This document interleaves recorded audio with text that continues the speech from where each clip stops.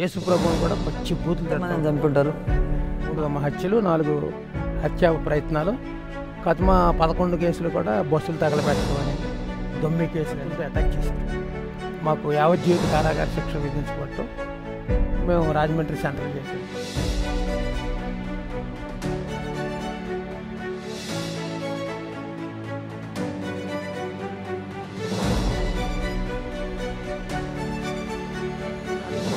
గన్తో fire చేసి ఉంటే కదా చంపారు. ఎవరైనా బైబిల్ పట్టుకుని చర్చిలకు వెళ్తున్న స్త్రీలు, యేసు ప్రభు నమ్మిన వాళ్ళన్నా, ప్రార్థన చేసే వాళ్ళన్నా, చర్చిలన్నా, మందిరాలన్నా మీకు అట్లా కోపం ఎట్లా వచ్చేది? ఆ వ్యతిరేకత ఎట్లా స్టార్ట్? దేవుడు నాకు ఎలీషా ఏలి అనే యూట్యూబ్ ఛానల్ని మీరు దాన్ని దర్శిస్తే మీకు అందులో పాటలు ఉంటాయి. మీరు సబ్స్క్రైబ్ చేయడం వల్ల పోయే నష్టం ఏమీ లేదు. స్తోత్రం చెప్పండి గట్టిగా. కాకపోతే మీకు అప్డేట్స్ వస్తూ ఉంటాయి అప్పటికి. మన ప్రభు అయిన యేసుక్రీస్తు నామాన దేవుని బిడ్డలందరికీ హృదయపూర్వకమైన వందనాలు. ఈ ఎలీషా ఏలియా యూట్యూబ్ ఛానల్లో మీరు అనేక సాక్ష్యాలు వీక్షిస్తూ ఆత్మీయంగా బలపరచబడుతున్నారని, మరి సత్య సువార్త అందరికీ అందుతుందని మేము నమ్ముతూ విశ్వసిస్తూ, చాలా ప్రాముఖ్యంగా ఈ రోజున మరి గుండాబత్తుల గోపి అనేటువంటి మీ సాక్ష్యాన్ని మీరు ఆయా ప్రాంతాల్లో విని ఉండొచ్చు. అయినా ఈ రోజును మరి ఆ యొక్క సేవకులను కలవడం జరిగింది. అనేక విషయాలు వారి దగ్గర నుంచి మనం తెలుసుకుందాం.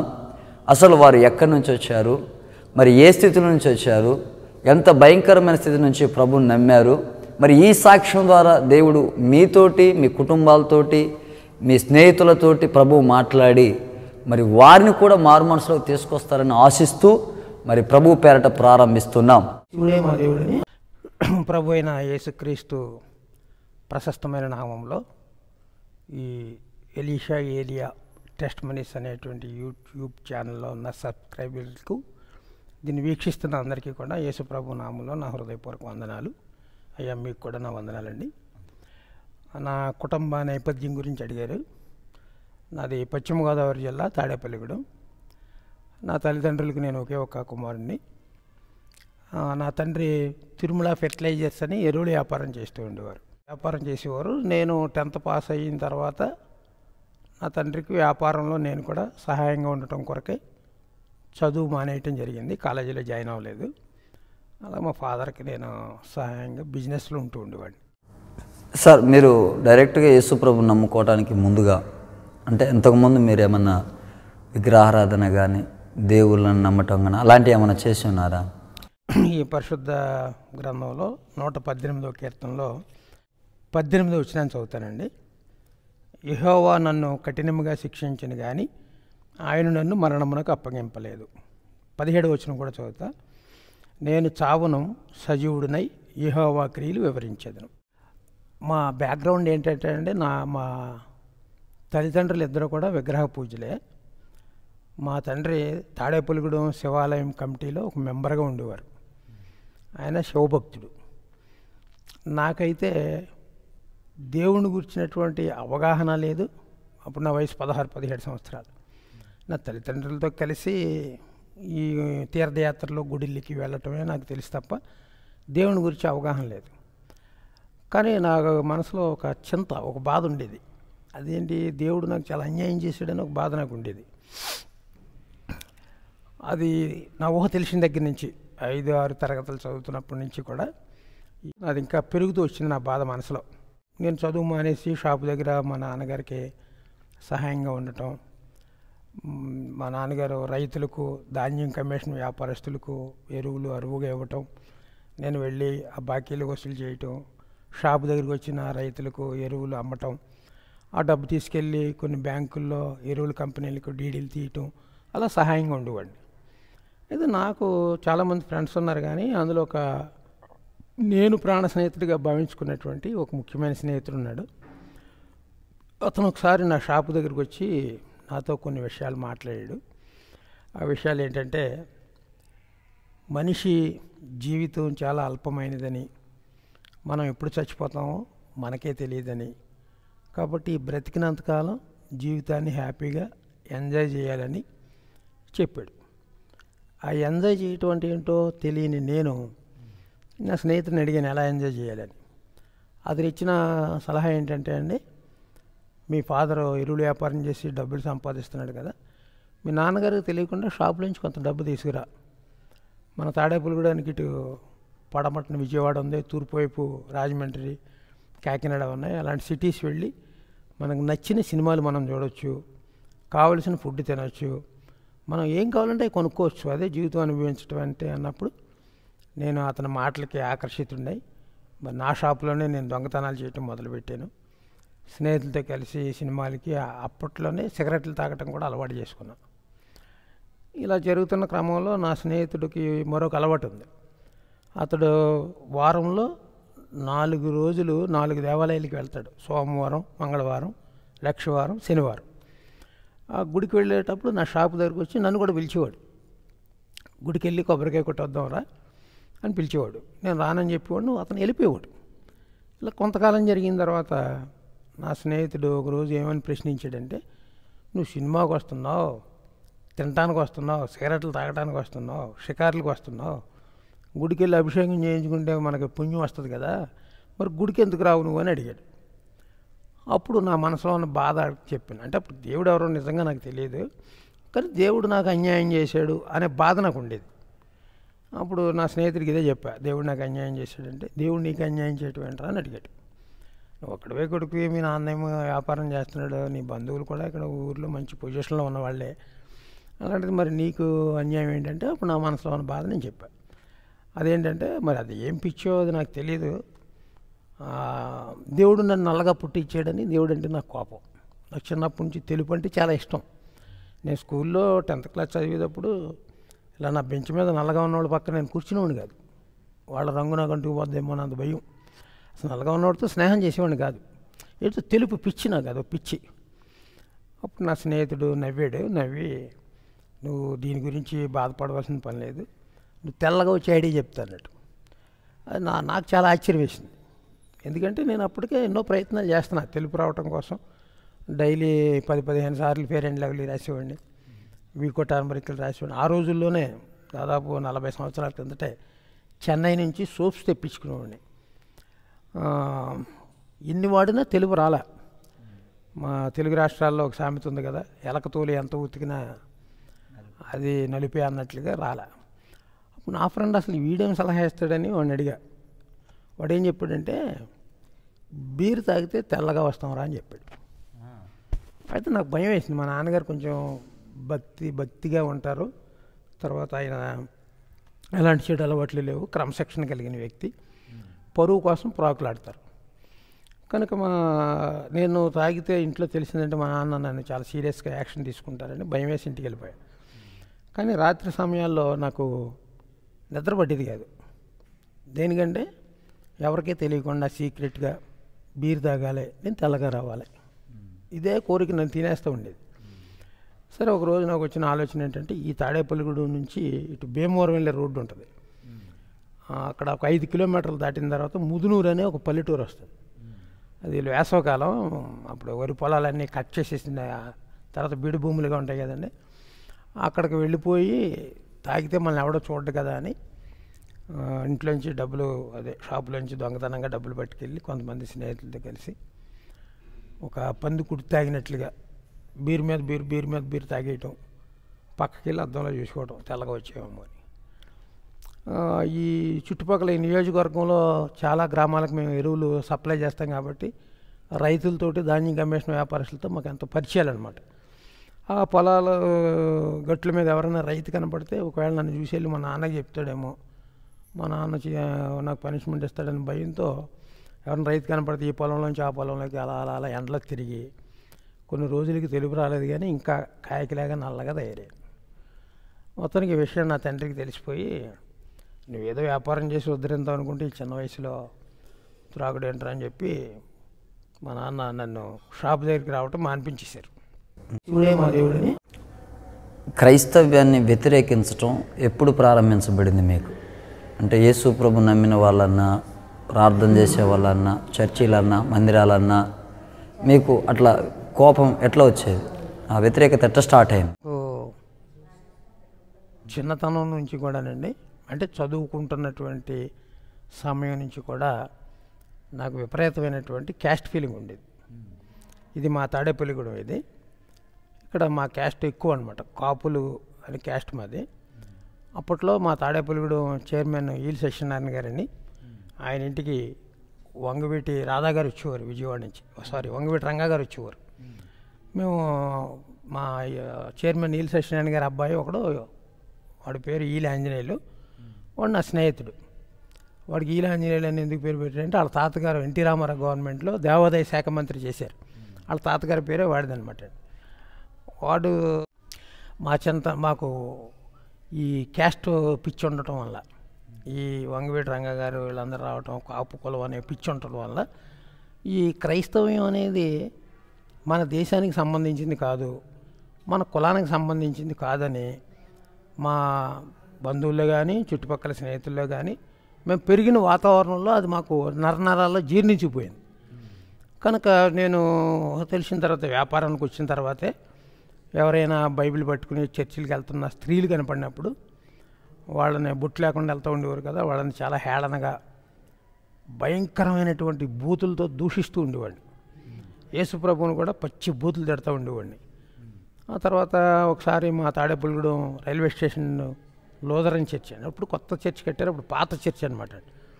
అక్కడ క్రిస్మస్ చేస్తుంటే మా చైర్మన్ గారు అబ్బాయి వాడు నేను కలిసి బాగా తాగెళ్ళి ఈ మైక్లు ఏంటి గొడవ ఏంటని చాలా పెద్ద న్యూసెన్స్ చేసాం. అలాగే మేము చర్చిలకు వెళ్ళే వాళ్ళందరినీ కూడా దూషిస్తూ ఉండేవాళ్ళం. కారణం ఏంటంటే ఇది మన కులానికి సంబంధించింది కాదు, ఈ మతం మన దేశానికి సంబంధించింది కాదు అనేటువంటి ఒక దురాభిప్రాయం చిన్నతనంలోనే నాలో పుట్టడాన్ని బట్టి నేను అలాగా వ్యతిరేకిస్తూ ఉండేవాడిని. అంటే యేసు ప్రభుని నమ్ముకున్న వాళ్ళందరికీ అమెరికా డబ్బు వస్తుందని, లేకపోతే వాళ్ళు డబ్బులు ఇచ్చి ప్రలోభ పెట్టి బియ్యము రైసు ఇచ్చి ప్రలోభ పెట్టి అందరిని మారుస్తుర్రని.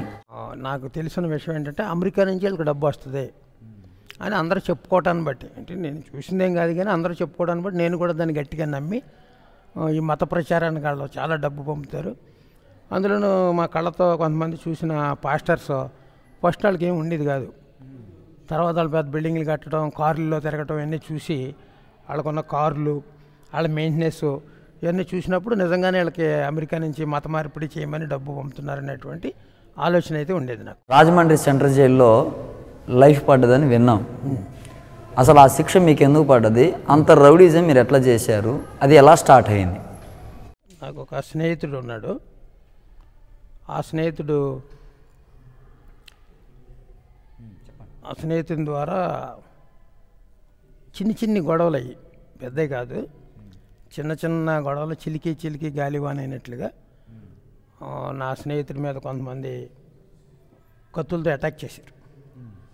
అప్పుడు నేను లేను. అయితే ఆ అటాక్ చేస్తే ఎవరైతే నా స్నేహితుడు ఉన్నాడో ఆ రోజు అతను ఎస్కేప్ అయిపోయాడు.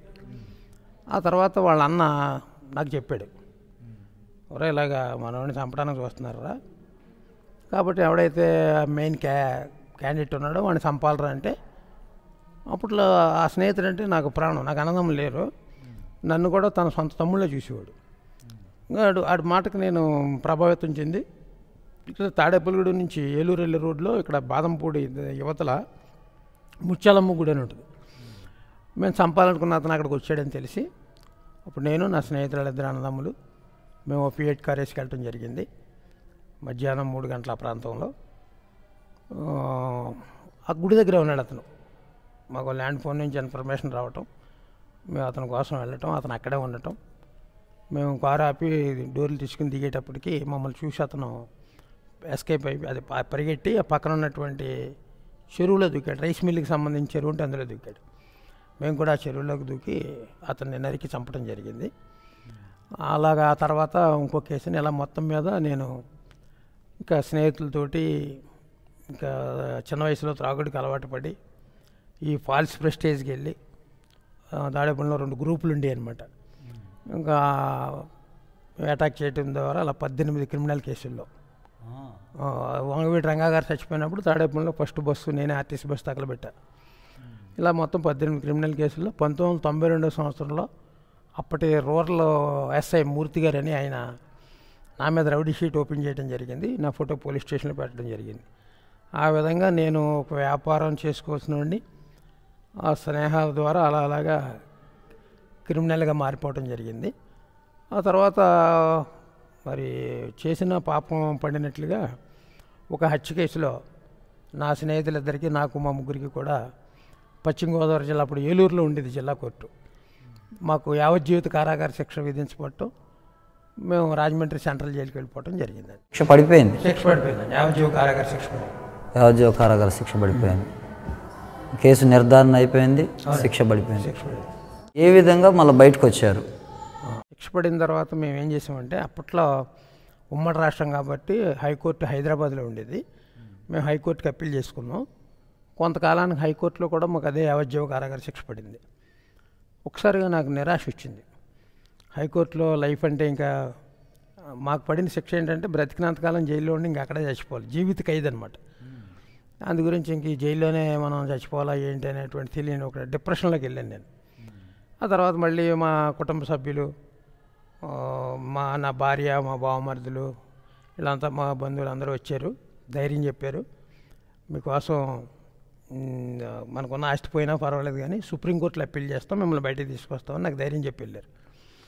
అలాగే సుప్రీంకోర్టు ఢిల్లీలో అప్పీల్ చేయటం, కొంతకాలానికి సుప్రీంకోర్టులో కూడా మాకు అదే యావజ్జీవిత కారాగార శిక్ష పడి మాకు శిక్ష కన్ఫర్మ్ అయిపోయి వచ్చింది. ఇంకా సుప్రీంకోర్టు తర్వాత మన భారతదేశంలో కోర్టు లేదు. ఇంకా నాకు అర్థమైంది ఏంటంటే ఈ జైల్లోనే బ్రతికినంతకాలం బ్రతికి ఇక్కడే చచ్చిపోవాలనేటువంటి విషయం నాకు బలంగా అర్థమైంది. ఆ తర్వాత నేను ఒకసారిగా ధైర్యాన్ని కోల్పోయాను. తెలియనటువంటి భయం, ఆందోళన నా హృదయంలో. అది ఎలా అంటే ఉదయం 5:30కి లాకప్ తీసేవారు, మరలా సాయంత్రం 5:30, 6ంటికి లాకప్ వేసే వరకు జైల్లో పిచ్చుకొక్క తిరుగుతున్నట్టుగా తిరుగుతూ ఉండేవాడు, మనశ్శాంతికి ఎక్కడ ఉండేవాడు కాదు.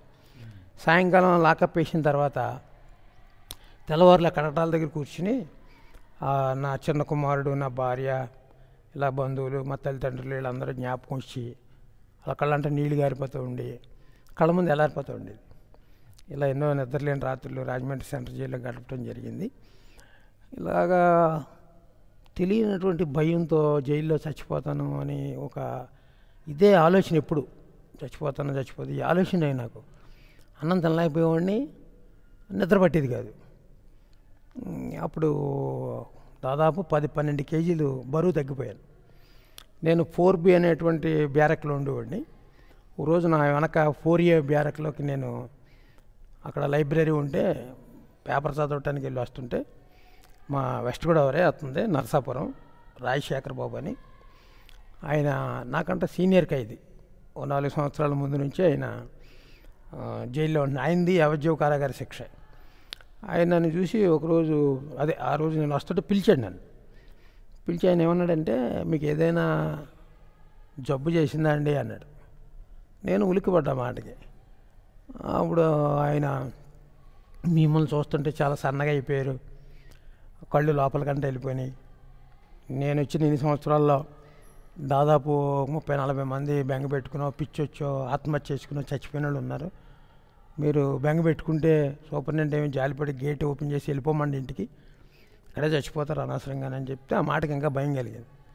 అప్పుడు ఆయనకి చెప్పాను, నాకు నిద్ర పట్టట్లేదండి, ఆకలి వేయట్లేదు, ఎప్పుడూ నా మనసులో ఆలోచన ఏంటంటే ఇక్కడే చచ్చిపోతాను ఇంక నేను బయటికి వెళ్ళను, జైల్లో చచ్చిపోతాను, ఇదే ఆలోచన అండి, మానసిక సమస్యతో నేను చాలా బాధపడుతున్నానని చెప్పాను.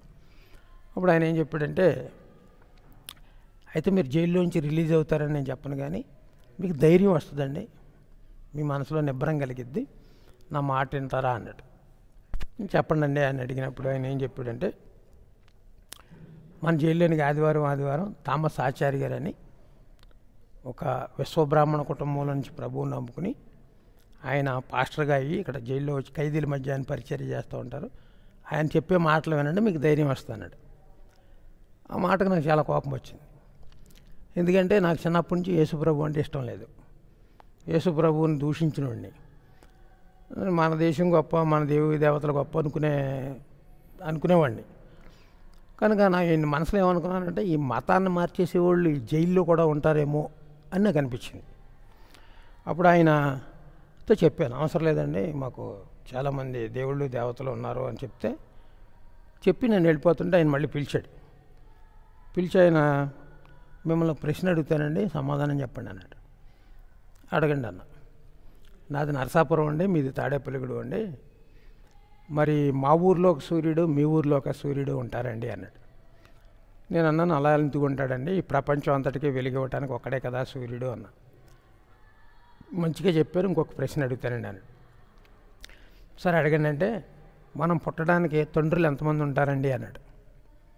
ఆ మాటకి నాకు చాలా కోపం వచ్చింది. ఏం మాట్లాడుతున్నారు మీరు, ఏంటి సంస్కారం లేని ప్రశ్న ఏంటిది? ఈ భూమి మీద ఏ మనిషి పుట్టడానికైనా తండ్రి ఒక్కడే ఉంటాడు, మరి మీరు ఎంతమంది తండ్రులు పుట్టారో నాకు తెలియదని కోపంతో మాట్లాడారు. ఆయన కంగారు పడకుండా, అలా కాదండి, మనం పుట్టడానికి ఒక తండ్రి ఎలా ఉంటాడో, ఈ ప్రపంచానికి వెలిగివ్వటానికి ఒక సూర్యుడు ఎలా ఉంటాడో, అలాగే ఆకాశానికి భూమికి సృష్టికర్త కూడా ఒక్కడేనండి, ఆయన యేసుప్రభు అండి అన్నాడు. నాకేం అర్థం కాలేదు, నాకు నచ్చలేదు, ఎందుకంటే ముందు వినటానికే నాకు ఇష్టం లేదు. సరే అని చెప్పేసి నేను నా రూమ్కి వెళ్ళిపోయాను. ఆ తర్వాత 2 రోజుల తర్వాత మళ్ళీ ఆయన నా రూమ్కి వచ్చాడు. ఉదయం 7:30, 8 టైంలో వచ్చి, మీరు ఒంటరిగా ఇలా కూర్చొని ఆలోచించుకుంటే మీకు పిచ్చి వస్తుందండి, మెంటల్ అయిపోతారు మీరు. నా మాటని నాతో పాటు ఇక్కడ ప్రార్థన జరిగిద్ది ఒక హాల్లో, అక్కడికి రండి, అక్కడ పాటలు పాడతారు వినండి. తర్వాత థామస్ ఆచార్య గారు వచ్చి యేసుప్రభు గురించి చెప్తారు వినండి, మీకు ధైర్యం వస్తుందని చెప్పాడు. ఒకవేళ మీకు నచ్చలేదనుకోండి, మధ్యలో వెళ్ళిపోండి, కనీసం ఈ 2 గంటలైనా మీ మైండ్ డైవర్ట్ అవుద్ది కదా, చచ్చిపోతాననే ఆలోచనలు రావు కదా అని అన్నాడు. అప్పుడు నేను కూడా ఆలోచించాను, జైల్లో 1800 మంది ఖైదీలు, 1700-1800 మంది ఉన్నారు. అలాగే ఎవరో నా గురించి పట్టించుకోవట్లే. ఎవరి కోసం అయితే ఈ హత్య కేసులోకి వెళ్ళానో ఆ బ్రదర్స్ కూడా వాళ్ళ అన్నదమ్ములు వాళ్ళు పట్టించుకోవట్లే. నాకు సంబంధం లేని వ్యక్తి ఈయన ఎందుకు నన్ను పట్టించుకుంటున్నాడని, సరే ఆయనే చెప్పాడు కదా, నచ్చకపోతే మధ్యలో వచ్చేద్దరు కానీ అని చెప్పి నేను మొట్టమొదటిసారి ఆయనతో పాటు చర్చికి వెళ్ళటం జరిగింది. జైల్లో అంటే ఒక హాల్ ఉంటుంది, దాదాపు 150-170 మంది ఖైదీలు అక్కడ ప్రార్థన చేసుకుంటారు, పాటలు పాడి ప్రార్థన చేసుకుంటారు. తీసుకెళ్ళి ఆయన నన్ను ముందు కూర్చోబెట్టడం, కొద్దిసేపటికి 10-15 నిమిషాలకి ఆ జైలు పాస్టర్ గారు థామస్ ఆచార్య గారు రావటం. ఆయన ఏమన్నాడంటే, వచ్చిన తర్వాత మనందరం లేచి నిలబడి దేవుని వాక్యం చదువుకుందాం అని చెప్పాడు ఆయన. అందరూ లేచారు. మరి నేను నిలబడకపోతే బాగోదు కదా అని ఫార్మాలిటీకి నేను లేచి నుంచున్నా. అప్పుడు ఆయన ఈ బైబిల్ గ్రంథంలో నుంచి ఒక వాక్యం చెప్పారు. అదేంటంటే గలతీయులకు రాసిన పత్రిక 6వ అధ్యాయం 7వ వచనం చెప్పారు. నన్ను తీసుకెళ్ళిన ఆయన బైబిల్ నుంచి అది ఇలా తీసి నాకు ఇలా చూపిస్తున్నాడు అనమాట ఆయన వచనం అని. అక్కడ ఏమనుందంటే, మోసపోకుడి, దేవుడు వెక్కిరింపబడడు, మనుషుడు ఏమి విత్తునో ఆ పంటనే కోయిన అని ఉంది. ఆ మాటకే ఆయన చెప్తూ, ఇదే బైబిల్ గ్రంథంలో ఓబద్య అనేటువంటి ప్రవక్త రాసిన ఒక మాట ఉంది 15వ వచనంలో, ఇప్పటివరకు నువ్వు ఏదైతే చేసావో అదే నేను ఎత్తి మీదకి వస్తాను ఆయన. ఆ మాట కొంచెం నాకు భయం వేసింది. ఇప్పటివరకు మనం ఏం చేసాం, నా వల్ల కొన్ని కుటుంబాలు నాశనం అయిపోయినాయి, కొన్ని జీవితాలు పాడైపోయినాయి, కాబట్టి ఇదంతా నా ఎత్తి మీదకి వచ్చి నేను ఈ జైల్లో చచ్చిపోతానా అనేటువంటి ఆందోళన నాకు స్టార్ట్ అయింది. అప్పుడు ఆ థామస్ ఆచార్య గారు ఏం చెప్పారంటే, నువ్వు ఒక హంతకుడిగానో, ఓ దొంగగానో, ఒక నేరస్తుడిగానో జైలుకి వచ్చావు, కొన్ని సంవత్సరాలు శిక్ష చేస్తావు, తర్వాత ప్రభుత్వం నీకు ఏ క్షమాభిక్ష పెట్టి నిన్ను విడుదల చేయొచ్చు, నువ్వు బయటికి వెళ్ళి ఒక 70 ఏళ్ళు 80 ఏళ్ళు బ్రతుకుతావు, బ్రతికి చచ్చిపోయావు అనుకో, ఈ జైల్లోంచి రిలీజ్ అవ్వచ్చు, కానీ అసలైనటువంటి జైలు ఉంది, పాపం అనేటువంటి చెర ఉంది, నువ్వు ఆ చెరలో నుంచి కూడా విడుదల పొందాలి.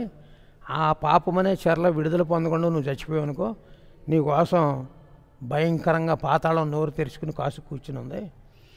అది 2 ప్లేసులు చచ్చిపోయిన వ్యక్తికి, ఒకటి మోక్షానికన్నా వెళ్ళాలి, 2 నరకానికన్నా వెళ్ళాలి. నరకం అనేది బైబిల్లో చాలా భయంకరంగా వర్ణించబడింది. అక్కడ అగ్ని ఆరదని, పురుగు చావదని, అక్కడ నిత్యశిక్ష అని, అక్కడ నీటి చొక్కు ఉండదని, అలాంటి శిక్షలోకి వెళ్ళిపోతావు. కానీ నీ తల్లి గర్భంలో ఆయన అదృశ్యహస్తంతో నిన్ను నిర్మాణం చేసిన దేవుడు, నీ నాసికారంధ్రాల్లో ఆయన జీవవాయువు ఊదిన దేవుడు, నువ్వు పాపంలో చచ్చిపోయి నువ్వు నరకానికి వెళ్ళి అగ్నిలో కాలిపోవడం ఆయనకి ఇష్టం లేదు. అందుకే ఈ బైబిల్ గ్రంథంలో పాపులందరికీ ఒక శుభవార్త ఉంది, మీలాంటి చెరసాల్లో ఉన్న వాళ్ళకి కూడా ఒక శుభవార్త ఉంది అని చెప్పి యెహెజ్కేలు గ్రంథము 18వ అధ్యాయము 23వ వచనాన్ని ఆయన చదివించారు. అదేమనుంటుందంటే, దుష్టుడు మరణం నందుటి చేత నాకేమైనా సంతోషము కలిగినా వాడు తన ప్రవర్తన మార్చుకుని బ్రతకటమే కదా నాకు సంతోషం. కాబట్టి నీ దుష్టత్వంలో, నువ్వు పాపంలో నువ్వు చచ్చి నువ్వు నరకంలో కాలిపోవటం నీ సృష్టికర్త అయినటువంటి దేవుడికి, ప్రభువుకి ఇష్టం లేదు. కనుక నువ్వు ప్రవర్తన మార్చుకుని బ్రతకటం ఆయనకి ఇష్టం. కానీ నీ ప్రవర్తనని ఎంతటి నువ్వు మార్చుకోగలవా? నువ్వు మార్చుకోలేవు. ఆ మాట నాకు గుర్తొచ్చింది. ఎందుకంటే నేను జైలుకి వెళ్ళకముందు నేను నా భార్య మీద, నా కుమారుడు ఒకడే కొడుకు, నా కొడుకు మీద ఇలా నెత్తి మీద చేయి పెట్టి ప్రమాణం చేసేవాడు, ఇక నుంచి తాగనని. కానీ ఆ సాయంత్రం మళ్ళీ ఇంట్లోంచి బయటికి వెళ్ళిన తర్వాత ఒట్టి తీసి గట్టి మీద పెట్టేసానని చెప్పి మళ్ళీ తాగేసేవాడు. కాబట్టి బైబిల్లో ఆయన 2 మాటలు చెప్పారు. ఏమనంటే, చిరుతుపులి తన మచ్చలను మార్చుకోలేదు, కూషు దేశస్థుడు తన చర్మాన్ని కూడా మార్చుకోలేడు, అలాగే పాపానికి అలవాటు పడిన, కీడు చేయడానికి అలవాటు పడిన నువ్వు కూడా మార్చుకోలేవని. కాబట్టి మన ప్రవర్తన మనం మార్చుకోలేము. మన ప్రవర్తన మార్చి పాపులమైన మనల్ని పరిశుద్ధులుగా చేయటం కోసమే యేసుక్రీస్తు సృష్టికర్త అయిన ప్రభు 2000 సంవత్సరాల కిందట కన్య గర్భంలో జన్మించి ఈ భూమి మీద ఉద్భవించాడు. ఆయన పుట్టుకలో పాపం లేదు, ఆయన జీవితంలో పాపం లేదు. ఓ పాపిని రక్షించాలంటే పాపం లేని దేవుడు కావాలి. కనుక ఆ పరిశుద్ధుడైనటువంటి దేవుడు నీకు బదులుగా సిలువలో ప్రాణం పెట్టాడు. నువ్వు అనుభవించవలసిన శిక్ష ఆయన సిలువలో అనుభవించాడు అన్నప్పుడు ఆ మాట నాకు గుండెని తాకింది. దానికి కారణం ఉంది. అప్పటికి నాకు ఇంకా శిక్ష పడలేదు, జైలుకి వెళ్ళలేదు. ఒకరోజు నా ఫ్రెండ్స్ ఎవరో వచ్చారు. ఇంట్లోంచి బయటకు వెళ్ళటానికి నేను మెట్లు దిగుతూ ఉండగా నా తండ్రి పిలిచి ఆయన ఏమన్నారంటే, ఎక్కడికి వెళ్తాం అని అడిగారు.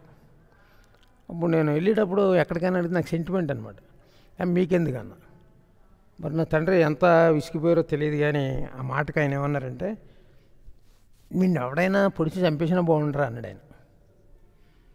ఒక్కడనే కొడుకుని నా జన్మనిచ్చిన తండ్రి, నేను ఎన్నో లక్షల రూపాయలు పాడు చేశాను, ఎంతో నాశనం చేశాను, మానసికంగా ఎంతో బాధ పెట్టాను. అప్పుడు ఎప్పుడు అనలేనటువంటి తండ్రి ఈరోజు నా శత్రువుల చేతిలో నేను చచ్చిపోవాలని కోరుకుంటే, సాక్షాత్తు సృష్టికర్త అయినటువంటి ప్రభువు నాలాంటి నీచుడు, దుర్మార్గుడు, ఓ అంతకుడు, ఓ త్రాగుబోతు విచారణ నా కోసం ఆయన సిలువలో ప్రాణం పెట్టడం ఏంటని చెప్పేసి ఆ మాట నా గుండెన పిండింది. ఆ ప్రేమ నాకు అర్థమయ్యి నా 2 మోకాళ్ళలో తలబెట్టుకుని నేను ఏడవడం మొదలుపెట్టా. గట్టిగా ఎడుద్దామంటే పక్కన ఉన్న ఖైదీలు చూస్తారేమో అని సిగ్గు. నా కళ్ళల్లోంచి, ముక్కులోంచి, నోట్లోంచి నీరు కారిపోతుంది, అలాగ ప్రవాహంగా కారిపోతుంది. నేను ఎంత పాపినో నాకు అర్థమైంది. నేను ఎన్ని దేవుడికి వ్యతిరేకంగా చేశానో నాకు తెలిసింది. అయినా నన్ను ప్రేమించాడు సృష్టికర్త అని చెప్పి నేను పశ్చాత్తాపడ్డాను. నా పాపాన్ని అంతా యేసుప్రభుకి దగ్గర ఒప్పుకున్నాను. నేను ఆయనే దేవుడు అనుకున్నాను. కానీ వెంటనే నాకు మరో ఆలోచన వచ్చిందంటే, యేసుప్రభు నువ్వు బూతులు తిట్టావు, చర్చికి వెళ్ళే వాళ్ళని బూతులు తిట్టావు, కాబట్టి యేసుప్రభు నిన్ను క్షమించడు అని. మరి దేవుడైన యేసుప్రభు క్షమించకపోతే ఇంకా నా పరిస్థితి ఏంటని ఆలోచించుకుంటుండగా అప్పుడు నాకు అర్థం కాలేదు. కానీ దేవుని యొక్క అనాది సంకల్పంలో నేను ఉన్నట్లుగా అక్కడ నిలబడి మాట్లాడుతున్న దైవజనులు థామస్ ఆచార్య గారు ఆయన ఏం చెప్పాడంటే, నువ్వు ఎంతటి పాపమైనా సరే పశ్చాత్తాపంతో నీ పాపాన్ని ఒప్పుకుంటే ఆయన నిన్ను క్షమించుటకు సిద్ధమైన మనసు కలవాడు. యేసుప్రభు క్షమించలేనటువంటి పాపం అంటూ ఏదీ లేదు. యేసుప్రభు స్వస్థపరచలేనటువంటి రోగం అంటూ ఏది లేదని ఆయన చెప్పిన మాట నాకు 1000 ఏనుగుల బలాన్ని ఇచ్చింది. అంటే యేసుప్రభు నన్ను క్షమిస్తారని అర్థమైంది. నేను ఎంతో పశ్చాత్తాపంతో ప్రభువుని నన్ను క్షమించండి అని అడిగి, నాకు ప్రార్థన చేయడం రాదు, యేసుప్రభు నన్ను క్షమించండి అని. కానీ యేసుప్రభు నన్ను క్షమించినట్లుగా, నా పాపం అంతటి నేను రక్తంలో కడిగి వేసినట్లుగా ఆ క్షణంలో నా హృదయానికి, నా అంతరంగానికి అర్థమైంది. ఎలా అర్థమైందంటే, అప్పటి వరకు నేను భయంతో బ్రతికేవాడిని. చచ్చిపోతానేమో జైల్లోనే. ఏదైనా పేపర్ చదివితే ఎవడన్నా రోగం చచ్చిపోయి ఈ రోగం నాకు, నేను చచ్చిపోతానేమో, ఇంక నాకు ఎన్ని నెగిటివ్ థాట్స్ అనమాట. కానీ ఆ క్షణం నుంచి నా జీవితంలో జరిగిన మార్పు, నేను ఈ జైల్లో చచ్చిపోయినా పర్వాలేదు, నేను యేసుప్రభు దగ్గరికి వెళ్ళిపోతాను అనేటువంటి ధైర్యం నాకు వచ్చింది. గొప్ప ధైర్యం నాకు వచ్చింది. ఆ తర్వాత మరి పాస్టర్ గారికి నన్ను పరిచయం చేయటం, ఆయన నాకు ప్రార్థన చేయటం, జైల్లోనే ఒక బైబిల్ ఇవ్వటం. నేను ఆ బైబిల్ చదివేటప్పుడు నా ఫ్రెండ్స్ జైల్లో నన్ను చర్చికి తీసుకెళ్ళిన స్నేహితుడు ఏం చెప్పాడంటే, నువ్వు ఈ మొదలకాని చదివితే నీకు అర్థం కాదు, క్రొత్త నిబంధన ఉంటుంది, అదొక 2 సార్లు 3 సార్లు చదువు, ఆ తర్వాత ఇటువైపు వచ్చి చదువు, అలా చదివితే జాయిగా చదువుతుంటే అర్థమవుతూ ఉంటుంది. నువ్వు చదివినప్పుడల్లా ప్రార్థన చేసి దేవుణ్ణి అడుగు. ఇది ఎందుకంటే అక్షరానుసారంగా చదివితే అర్థం కాదు, అక్షరం వెనకాల ఆత్మదేవుడు రాయించిన సంగతులు ఉంటాయి, అవి అర్థం కావాలి, నువ్వు ప్రార్థన చేస్తూ చదవాలి. సరే నేను ప్రార్థన చేసి కొత్త నిబంధన చదువుతున్నప్పుడు మత్తయి సువార్త 5వ అధ్యాయంలోకి వచ్చినప్పుడు అక్కడ ఒక మాట ఉంది. ఏమనంటే, నువ్వు బలిపీఠం దగ్గర అర్పణ అర్పించడానికి వెళ్ళినప్పుడు ఒకవేళ నీ సహోదరుడితో నీకు విరోధం ఏమైనా కలదని అక్కడ జ్ఞాపకం వచ్చిన ఎడల నీ అర్పణ అక్కడే విడిచిపెట్టి మొదట వెళ్ళి నీ సహోదరుడితో సమాధానపడు, ఆ తర్వాత వచ్చి నువ్వు అర్పణ అర్పించని. నాకు అర్థం కాల. అర్పణ ఏంటి, బలిపీఠం ఏంటి, ఎవడి సహోదరుడు విరోధమే నాకు అర్థం కాకపోతే నన్ను చర్చికి తీసుకెళ్ళిన ఆ బ్రదర్ని అడిగినప్పుడు ఆ శేఖర్ గారు ఏం చెప్పాడంటే, యేసు ప్రభు మిమ్మల్ని క్షమించాడు అని. క్షమించారండి నేను. అయితే నువ్వు కూడా నీ శత్రువులను క్షమించాలి. యేసు ప్రభు దగ్గర కండిషన్ ఉంది. ఏంటంటే, నువ్వు ఇతరులని క్షమిస్తేనే ఆయన నిన్ను క్షమిస్తాడు. నువ్వు ఒకవేళ ఆయన క్షమించకపోతే ఆయన నిన్ను క్షమించడు అని మార్క్స్ వార్తలో 11వ అధ్యాయంలో తీసి వాక్యం చూపించాడు. నాకు భయం వేసింది. అప్పుడు వెంటనే నేను ఇన్లాండ్ లెటర్ కవర్లు తెప్పించి నాకు ఎవరైతే శత్రువులుగా ఉన్నారో వాళ్ళందరికీ క్షమాపణ ఉత్తరాలు జైల్లో నుంచి నేను రాసుకున్నాను. అలా నేను బైబిల్ చదువుతూ ఉంటుంటాక ఇలా సంవత్సరాలు గడుస్తున్నాయి. ఒక రోజు ఏం జరిగిందంటే అండి, ఉదయం కరెక్ట్గా 9:30-10 మధ్యలో అవనిగడ్డ, కృష్ణా జిల్లా అవనిగడ్డకి సంబంధించినటువంటి మండలి రామకోటేశ్వరరావు పేరు, అందరూ కోటి అని పిలిచేవారు. అతడు 4B, అతను 5B బ్లాక్లో ఉండేవాడు. నేనున్న 4B బ్లాక్కి పరుగున వచ్చాడు. వచ్చి, అన్న మీ కేసులోనే నీ స్నేహితులు ఇద్దరికీ జైలర్స్కి గొడవ అవుతుంది అన్నాడు. అప్పుడు ఆ కేసులోని ఇద్దరు వాళ్ళ అన్నదమ్ములు కదా, పెద్ద అతను అంటే నాకు చాలా ఇష్టం, నాకు ప్రాణం, నాకు సొంత అన్నగారిలో భావించుకునేవాడిని. ఎందుకంటే అతను నన్ను అలా తమ్ముళ్ళ చూసేవాడు, మంచి తాడేపల్లిలో పరపతి స్థాయి ఉన్నవాడు. సరే నేనేం చేశానంటే, చదువుతున్న బైబిల్ పక్కన పెట్టి ఆ గొడవ జరుగుతున్న ప్లేస్లోనికి, ఆ గొడవ ఎక్కడ జరుగుతుందంటే రాజమండ్రి సెంట్రల్ జైల్లో టవర్ అని ఉంటుంది. జైలు అడ్మినిస్ట్రేషన్ కొంత పైనుండి పిరోల్ సెక్షన్ చూస్తూ ఉంటారు. కింద క్యాంటీన్ ఉంటుంది, టవర్ అని, అక్కడ జరుగుతుందంటే నా బ్లాక్లో నుంచి ఒక పరుగు లాంటి నడకతో టవర్ దగ్గరికి వెళ్తున్నాను నేను. అప్పుడు నా జీవితాన్ని మలుపు తిప్పే సన్నివేశం ఒకటి దేవుడు నా జీవితంలో కలగజేసుకున్నాడు. నేను వెళ్తున్న టైంలో ఈ పరిశుద్ధ బైబిల్ గ్రంథం సామెతల గ్రంథం 26వ అధ్యాయము 17వ వచనం నాకు పదే జ్ఞాపకం వస్తుంది. ఆ వచనం ఏమని ఉంటుందంటే, తనకు పట్టని జగడమను బట్టి రేగువాడు దాటిపోవచ్చున్న కుక్క చెవు పట్టుకు లాగువానితో సమానుడని. అప్పుడు నేను ఆలోచించాను, అంటే దేవుడు వాక్యం ద్వారా మాట్లాడుతున్నాడా? కుక్క వెళ్ళిపోయే కుక్క చెవు పట్టుకుంటే కరుస్తుంది కదా, అలాగే నాకు సంబంధం లేని గొడవలను ప్రభు ఇన్వాల్వ్ అవ్వద్దని వాక్యం ద్వారా మాట్లాడుతున్నారేమో అని. అంటే పూర్తిగా నాకు అంత నాలెడ్జ్ లేదు బైబిల్ గురించి. సరే నా గదిలోకి మళ్ళీ వెనక్కి వెళ్ళిపోయి నేను ప్రేయర్ చేసి ప్రభువుకి ప్రేయర్ చేసి ఎటువంటి దురాభిమాన పాపంలో పడకుండా నేను కాపాడండి అని నేను ప్రేయర్ చేసుకున్నాను. ఆ గొడవకి వెళ్ళలేదు, కానీ అది జైల్లో పెద్ద గొడవ జరిగేది. అప్పుడు రాధాకృష్ణ శెట్టి సూపర్నెట్ మా స్నేహితులైన ఇద్దరిని కూడా పనిష్మెంట్ మీద అన్నగారిని విశాఖపట్నం సెంట్రల్ జైలుకి, తమ్ముడిని కడప సెంట్రల్ జైలుకి పనిష్మెంట్ మీద ట్రాన్స్ఫర్ చేశారు. ఈ విశాఖపట్నం జైలుకి వెళ్ళిన నా ఫ్రెండ్ వాడు ఏం చేశాడంటే, మళ్ళీ హైకోర్టులో హైదరాబాద్లో రిట్ వేశాడు. ఏమని, నా భార్య బిడ్డలకి నా బంధువులకి నన్ను చూడటానికి విశాఖపట్నం తాడేపల్లిడానికి దూరం అయిపోయిందండి, తాడేపల్లిడానికి దగ్గరగా ఉన్న రాజమండ్రి జైలుకి నన్ను పంపించండి అంటే 8-9 నెలల తర్వాత హైకోర్టు జడ్జి ఓకే చేసి తిరిగి మళ్ళీ మా జైలుకి వచ్చాడు. కానీ వాడు 1A బ్లాక్లో ఉండేవాడు, నేను 4B బ్లాక్లో ఉండేవాడిని. ఇలా జరుగుతున్నాయి, సంవత్సరాలు గడుస్తున్నాయి, ఆత్మీయంగా బలపడుతున్నాం. ఇంతలో ఒకరోజు ఏమైనా వార్త వచ్చిందంటే, ప్రభుత్వం మారింది. అప్పుడు వైఎస్ రాజశేఖర రెడ్డి గారు ముఖ్యమంత్రి అయ్యారు. నేను ముఖ్యమంత్రి అయిన సందర్భంగా యావజ్జీవిత కారాగార శిక్ష అనుభవిస్తున్న, సత్ప్రవర్తనతో శిక్షాకాలం అనుభవించిన 10 సంవత్సరాల శిక్షను పూర్తి చేసిన ఖైదీలకి నేను క్షమాభిక్ష పెడతాను. అర్థమైందండి? 10 సంవత్సరాలు సత్ప్రవర్తనతో శిక్షాకాలం పూర్తి చేసిన యావజ్జీవిత ఖైదీలకు నేను క్షమాభిక్ష పెడతాను అన్నాడు. ఆ 2 రోజుల తర్వాత హోంమంత్రి జానారెడ్డి గారు రాజమండ్రి జైల్లో ఈ 10 సంవత్సరాలు కంప్లీట్ అయిన ఈ జీవిత ఖైదీలు లిస్ట్ అంతా హైదరాబాద్ సెక్రటేరియట్కి పంపించుకున్నాడు. ఇది 2004 సంవత్సరంలో మా లిస్ట్ అంతా వెళ్ళింది. నాకు అప్పటికి 10 సంవత్సరాలు పూర్తి అవడం వల్ల నా పేరు కూడా వెళ్ళింది. అప్పటి మా జైలు సూపరింటెండెంట్ ఎవరంటే సాయినాథ్ రెడ్డి గారు. మా జైలు డిఐజీ ఎవరంటే ఆయన మహేందర్ రెడ్డి గారు. వీళ్ళిద్దరూ ఏం చేశారంటే, రేపు ఆగస్టు 15వ తారీఖున వీళ్ళని రిలీజ్ చేసేటప్పుడు మిగతా ఖైదీలతో మనకు కొంత ఇబ్బంది ఉంటుంది, కాబట్టి రిలీజ్ అయ్యే ఖైదీలను అందరినీ ఒక బ్లాక్లోకి మార్చేద్దాం అని ఆగస్టు 13 శుక్రవారం సాయంత్రం 1A బ్లాక్ అని పెద్ద సినిమా హాల్లో ఉంటుంది, ఆ బ్లాక్లోకి ఆ 205 మందిని మార్చేసి అందులోని ఖైదీలు మిగతా బ్లాకుల్లోకి పంపించేశారు. 14వ తారీఖు సాయంత్రం భోజనం పెట్టి లాకప్ వేశారు. ఇంకా రాత్రి గడిస్తే తెల్లారితే రిలీజ్ అవుతా ఉన్న పరిస్థితుల్లో చాలా హ్యాపీగా సంతోషంగా ఉన్నాం. ఆ టైంలో భయంకరమైనటువంటి దుర్వార్త వచ్చింది. అదేంటంటే ఈ 205 మందిలో 197 మంది రిలీజ్ అవుతున్నారంట. సీఎం గారు 8 పేర్లు రిజెక్ట్ చేశారంట అని చెప్పారు. 8 అనే అంకి తెలిసింది తప్ప ఎవరి పేరు రిజెక్ట్ చేశాడో తెలియలేదు. కాబట్టి ఈ 205 మందికి టెన్షన్ పట్టుకుంది. నా మట్టుకు నాకు భయంగా, అందరికీ భయంగానే ఉంది. సో కొద్దిసేపుడికి మా జైలు డిఐజీ గారు మహేందర్ రెడ్డి గారు, మా జైలు సూపరింటెండెంట్ సాయినాథ్ రెడ్డి గారు, మిగతా జైలర్స్ అందరూ వచ్చి మేమున్న బ్యారక్ దగ్గరికి మమ్మల్ని అక్కడ కటకటాల దగ్గరికి పిలిచి, ఇదిగో గవర్నర్ దగ్గర నుంచి వచ్చిన జీవో కాపీ, ఇందులో మేము ఎవరి పేర్లు అయితే చదువుతామో వాళ్ళు మీ బెడ్డింగ్ తీసుకుని బయటికి రండి. సీఎం గారు మిమ్మల్ని రిజెక్ట్ చేశాడు, అదే మీ రిలీజ్ ఆపేశారు, మీరు ఏదైనా గొడవలు చేస్తే పనిష్మెంట్ చాలా సివియర్గా ఉంటుందని వార్నింగ్ ఇచ్చారు. మేమంతా ఇంకా గుండె చేతితో పట్టుకుని ఉన్నాం.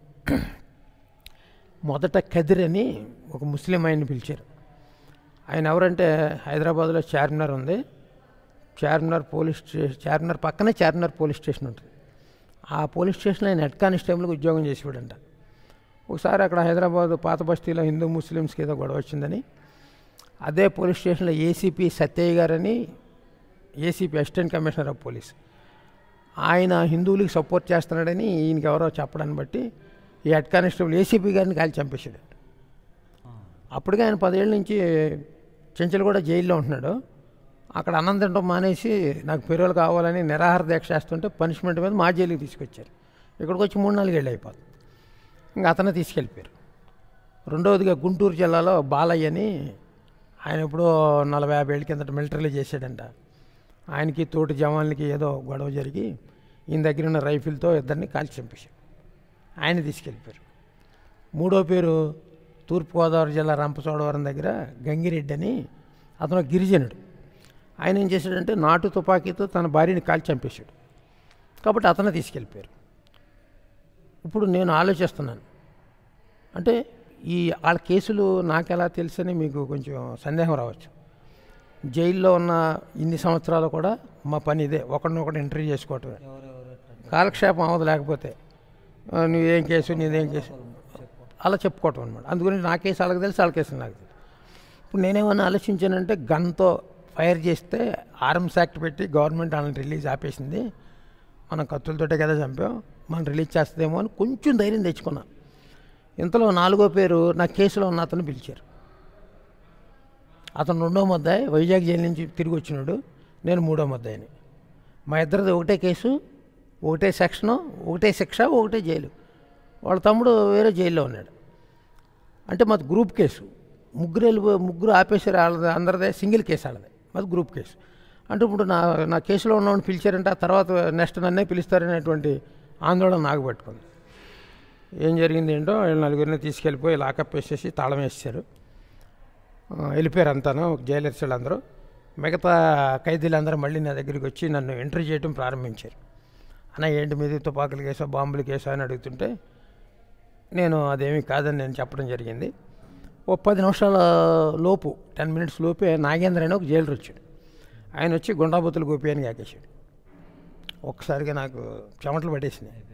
అయిపోయింది నా జీవితం అనుకున్నాను. అని బెడ్డింగ్ తీసుకోబోతుంటే బెడ్డింగ్ అవసరం లేదు, వెళ్ళరా అన్నాడు. అది అనుభవించింది నాకు తెలుసు. 10 సంవత్సరాల శిక్షాకాలం ఒక ఎత్తి అయితే ఈ గంట సేపు అనుభవించిన మానసిక శిక్ష అప్పటికప్పుడే చచ్చిపోయి అప్పటికప్పుడే బతుకుతున్నట్టుంది. ఆయన దగ్గరికి వెళ్తే ఆయన ఏమన్నాడంటే నా కేసు గురించి వివరాలు అడిగాడు. అన్నీ చెప్పిన తర్వాత రేపు పొద్దున్న నువ్వు రిలీజ్ అవుతున్నావు అన్నాడు. నేను స్టన్ అయిపోయాను. అని చెప్పి వెళ్ళిపోతుంటే ఆయన వెనక్కి పిలిచా. నేను ఎందుకు రిలీజ్ అవుతున్నానండి, నా కేసులో ఉన్నవాడిని ఎందుకు ఆపేశారండి అని. అప్పుడు ఆయన ఏం చెప్పాడంటే జైల్లో గొడవ జరిగింది కదా ఒకసారి, ఆ గొడవలో నువ్వు ఇన్వాల్వ్ అవ్వలేదు కాబట్టి నీ ఫ్రెండ్ ఆ గొడవలో ఉన్నాడు కనుక అక్కడికి ఇంకా సత్ప్రవర్తన రాలేదని ముఖ్యమంత్రి ఆ పేరు తీసాడు, నువ్వు ఆ గొడవలో లేవు కాబట్టి రేపు రిలీజ్ అవుతున్నావు అన్నాడు. ఆ వాక్యం అదే అండి, అదేం అర్థమైందో మీకైనా అదే చెప్తున్నా. ఆ రోజు ఆ గొడవలోకి పరుగులాంటి నడకతో వెళ్తున్న నాకు దేవుడు వాక్యం, తనకు పట్టని జగడమ్మను బట్టి రేగువాడు, దాటిపోచున్న కుక్క చెవు పట్టుకుని లాగువంత సమాడనే మాట నన్ను, ఆ మాటకు నేను విధే చూపించడం వల్ల రిలీజ్ అయ్యాను. తర్వాత నా స్నేహితులు కూడా మళ్ళీ రిలీజ్ అయ్యారు. ఓ సంవత్సరం తర్వాత హైకోర్టుకి వెళ్ళారు. కానీ నాకు ఏంటంటే ఒక నేరస్తుడిగా నేను రాజమండ్రి సెంట్రల్ జైలుకి వెళ్ళటం జరిగింది. కానీ వచ్చేటప్పుడు యేసుక్రీస్తు ప్రభువుని నాలో పెట్టుకుని నేను నా సొంత రక్షకుడు ఆయన అంగీకరించి బయటికి రావడం జరిగింది. కానీ నా స్నేహితులు అలా వెళ్ళారు, అలాగే వచ్చారు. మరి నా స్నేహితుల్ని కొంతమందిని ఏలూరులో ఇక్కడ జిల్లా కోర్టులో కండిషన్ బెయిల్కి వెళ్ళి సంతకం పెట్టి వస్తున్న వాడిని స్కార్పియోలో కూర్చున్న పిస్టల్స్తో కాల్చి చంపేశారు. ఎంతోమంది స్నేహితులను చంపేశారు. ఆ చంపిన వాళ్ళందరినీ కూడా నా స్నేహితుడు, నేను అన్నగారిగా భావించుకున్న అతను కూడా పగ తీర్చుకున్నాడు. అలాంటి పరిస్థితుల్లో నుంచి దేవుడు నన్ను ప్రత్యేకపరిచాడు.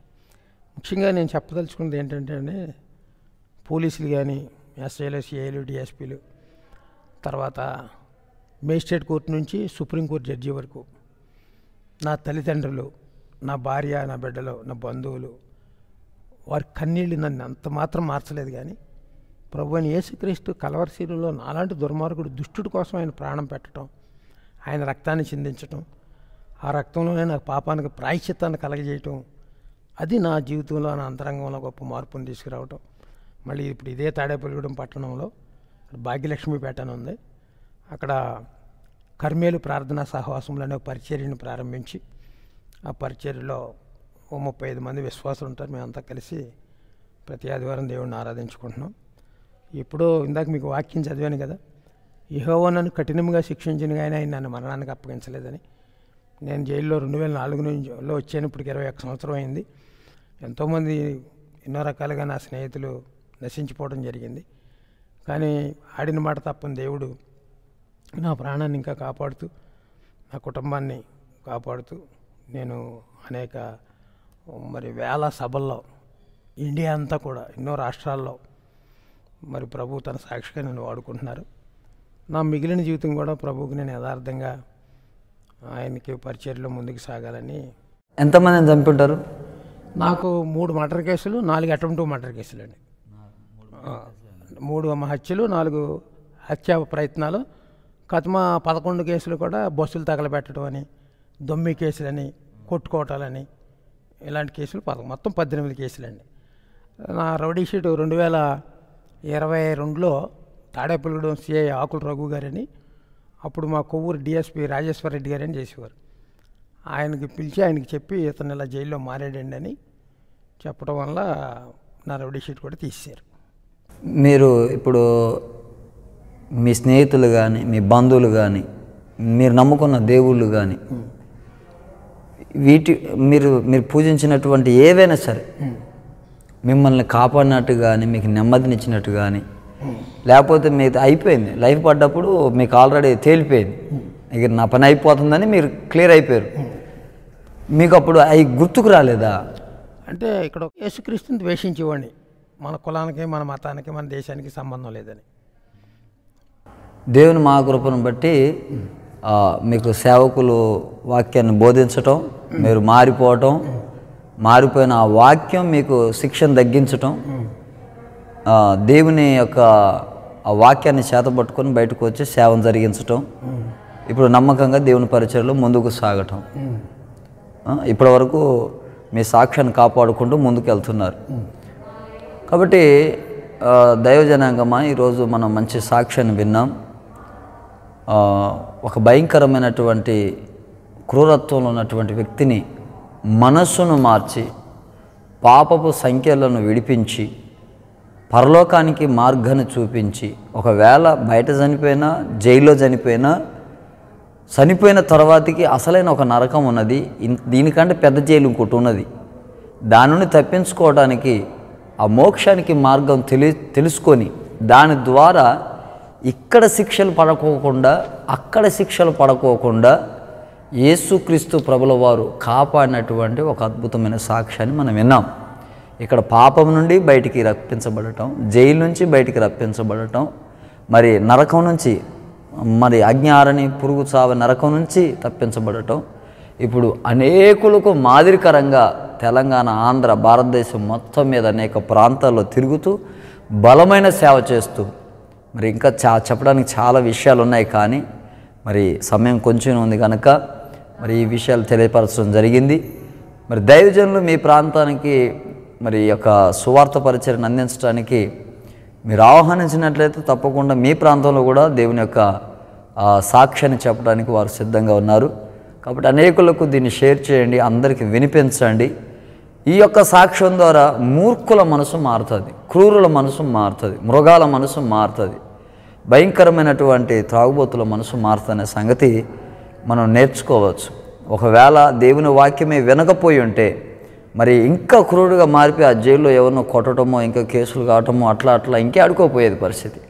కానీ యేసుక్రీస్తు ప్రభుల వారి యొక్క వాక్యం ద్వారా వారి జీవితాన్ని పొదుపు చేసుకొని ఈరోజు అదుపులో ఉండి అనేకులను ప్రభు వైపు తిప్పుతున్నారు. చాలా సంతోషం అయ్య గారు మిమ్మల్ని కలవడం. మరి మా కోసం కూడా మా పరిచర్య కోసం ప్రార్థన చేయండి, దైవజనుల కోసం దైవజనుల పరిచర్య కోసం ప్రార్థన చేయండి. దేవుడు మిమ్మల్ని మీ కుటుంబాలు దీవించును గాక. ఆమేన్.